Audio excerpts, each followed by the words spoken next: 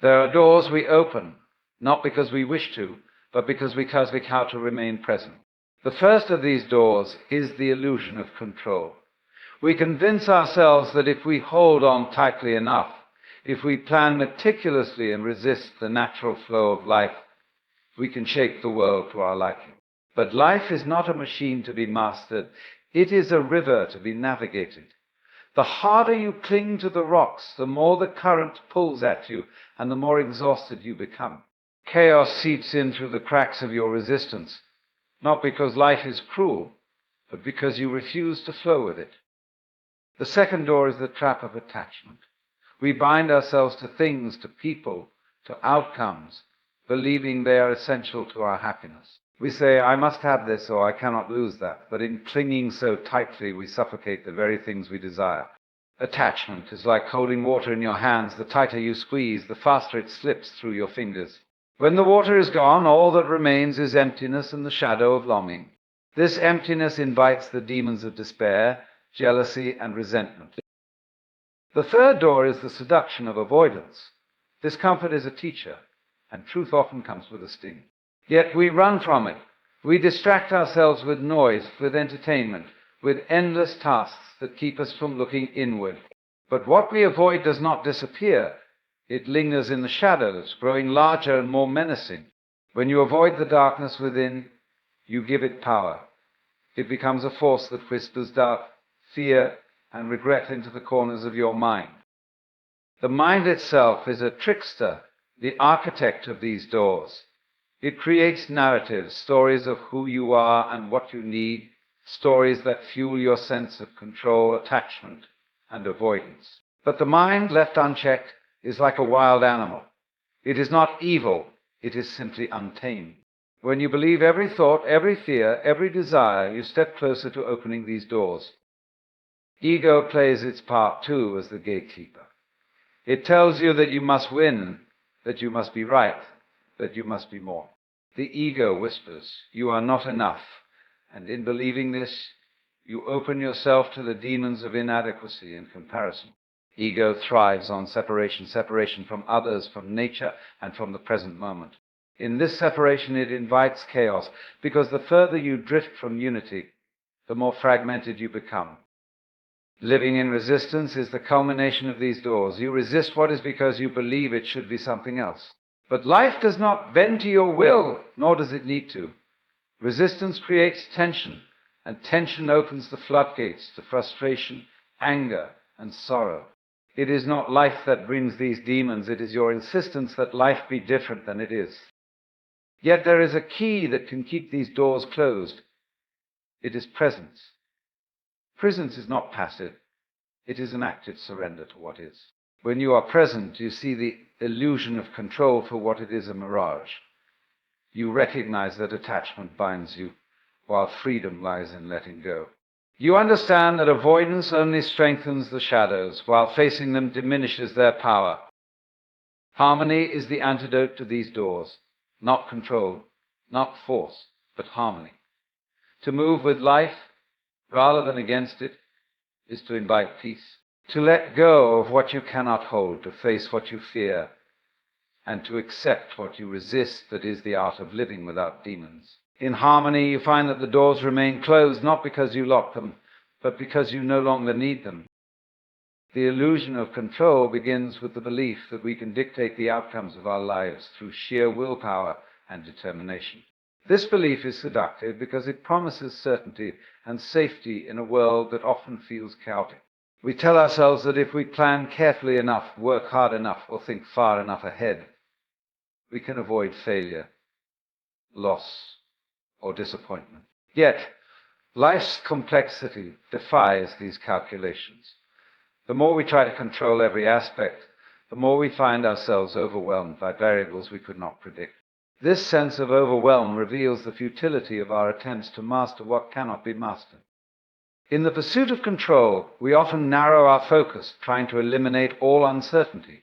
We plan our days, chart our goals, and build routines that seem impervious to disruption. Yet life has a way of reminding us that its flow cannot be confined by our expectations. A sudden illness, an unexpected loss, or a change in circumstances can dismantle even the most carefully laid plan. Each disruption brings frustration, not because life is inherently unkind, but because our illusion of control sets us up for resistance. Instead of adapting, we cling harder, refusing to acknowledge that control is an illusion. This illusion also feeds into our relationships. We attempt to control others through expectations, manipulation, or even subtle forms of coercion. We want people to act a certain way to meet our needs and to conform to our ideals. Yet the more we push, the more strained these connections become. People resist control just as nature does, and in trying to mold them to our desires, we create tension and conflict. Relationships thrive not in control, but in mutual respect and freedom, a lesson we often ignore in our attempt to impose order. The illusion of control manifests in how we approach our goals and aspirations. We set rigid targets and timelines, convinced that success is a straight line from effort to reward. But life rarely unfolds in such a linear fashion. Challenges arise, opportunities shift, and we find ourselves facing detours we didn't anticipate.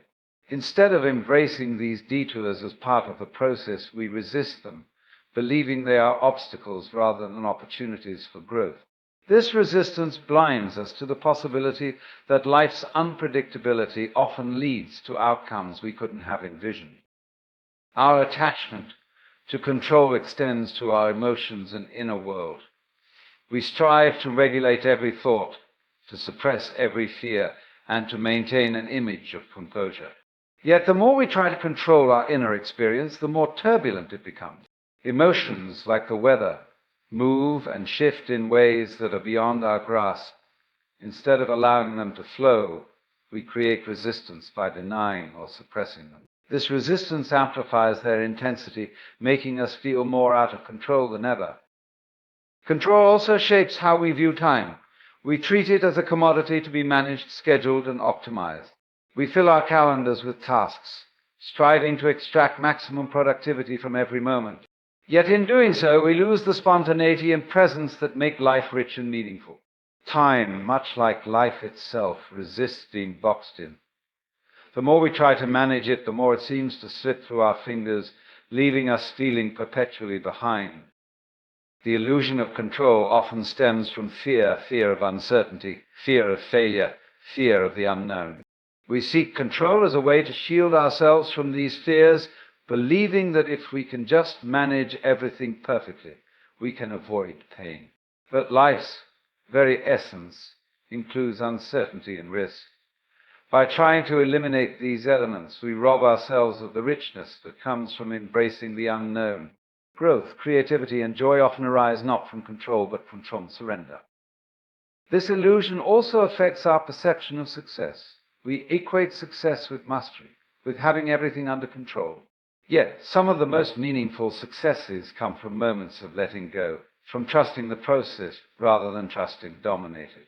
Success achieved through rigid control often feels hollow because it lacks the depth and authenticity that come from navigating life's unpredictability with courage and openness. Control is a form of resistance, and resistance creates friction. The more we resist the natural flow of life, the more energy we expend fighting against it. This friction exhausts us, leaving us drained and disillusioned.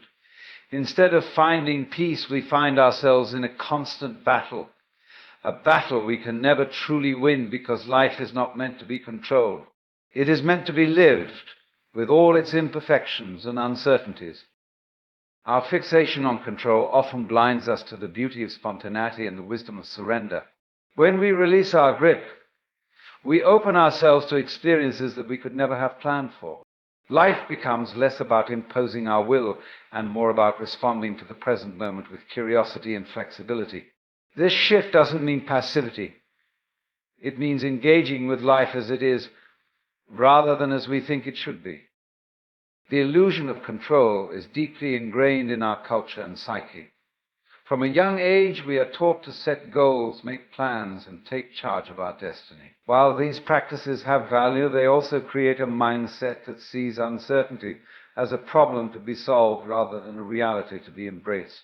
By questioning this mindset, we can begin to free ourselves from the anxiety and rigidity it creates, allowing us to approach life with greater ease and acceptance. Letting go of the illusion of control is not about giving up.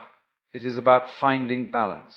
It is about recognizing what we can influence and what we cannot, and learning to navigate the space between effort and surrender. In this balance, we discover a deeper sense of freedom and peace, not because life becomes predictable, but because we learn to flow with its unpredictability.